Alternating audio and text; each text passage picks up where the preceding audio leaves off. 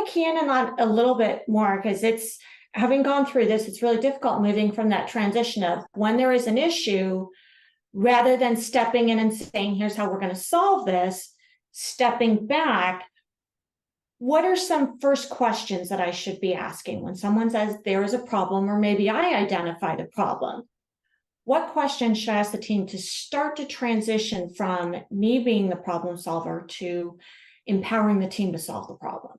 Yeah, so I really like the five whys. If you've never been, a lot of people have heard of that, have been exposed to that one. If you haven't, the concept is ask why five times, you know, because that really starts getting you from symptoms to problem, and so that is what you have to teach the founder is, like you said, not to just come in and with the solution they have in mind. It's always good to have an idea of a solution because it helps you frame the questions, but it's asking the team, hey, I see this happening. Why do we think this is happening? And then when you get the response of, I think we're not getting our delivery done because, we're backlog is building too much because we don't have enough resources in the delivery team, as an example. Why do you feel that we don't have enough resources? Well, because I see everybody work and I see all this overtime, but I just don't see the work getting done.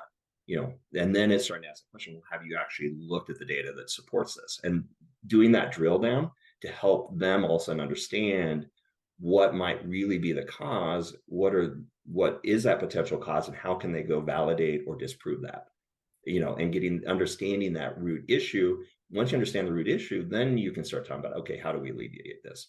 It's not just necessarily hearing what people throw at it. It's looking at how our people are working. Are they, do they have the right tools? Do they have the right training? How are we doing these pieces? But it's asking the questions and facilitating the discovery by the team versus just giving them the answer.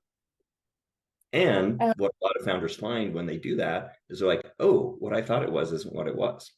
And that's a good discovery for them to realize that having those different perspectives at the table and having that discussion and making everything available for, questioning starts changing. And then it starts really creating an exponential impact on the business.